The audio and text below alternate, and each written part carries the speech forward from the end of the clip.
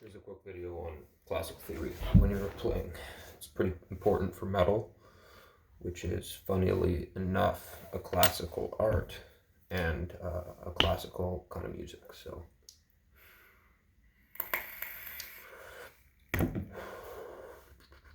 real quick, I'm going to go over some stuff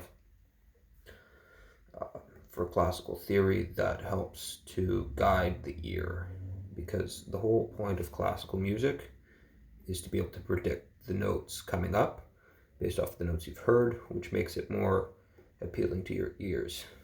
It's really hard to help your audience infer the notes, so you have to use your interval theory. So we'll start on a D.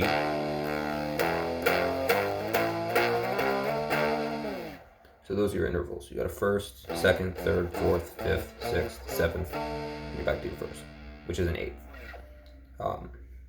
So typically your thirds and your fifths will sound really, really good together with a first underneath it. So it's going to sound really cool every single time because you're using that fourth to bridge yourself into your two trailing notes that are going to harmonize really nicely on that bass note. So when you hear a fourth, you expect to hear a semitone afterwards, because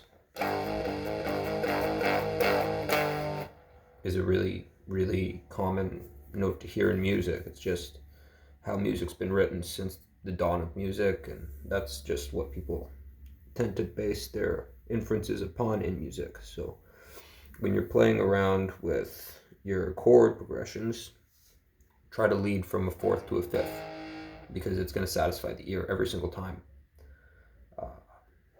You can do the same with your seventh and eighth. Again, 7 to 8 is a really popular and common choice of steppage for solos and chord progressions. So it builds a lot of tension on the seventh. And if you hover around on that seventh, you're waiting and you're building up for them to hear that eighth, because that's what they expect next, just out of what they've heard before. So if you hover around on that seventh and go to something that's not an 8, it's going to fucking throw them off and they're not going to like it. But it'll kind of add another sense of creative to your art if you tend to go from a seventh to a note that's not an 8 a lot. So if you always go 7 to 5, you're soloing around on D.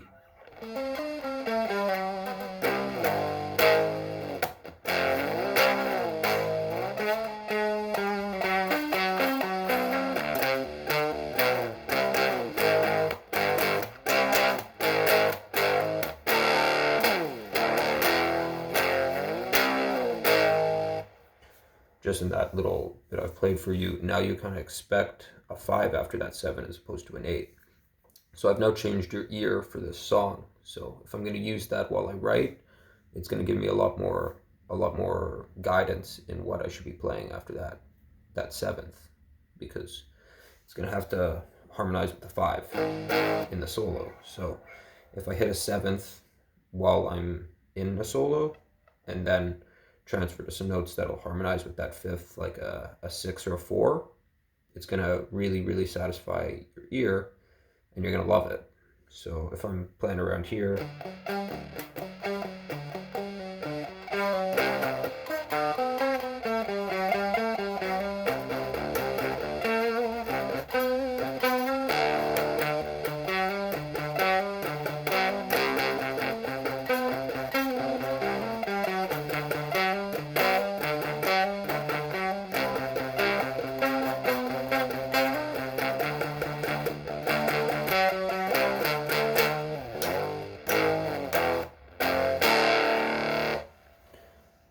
it'll make it a lot easier for you to kind of infer those notes that are coming up, and that'll help make your solos run smoother and sound a lot more fluent to people as they listen, which will satisfy them, and it'll draw more positive feedback to your art. So keep it in mind when you're soloing.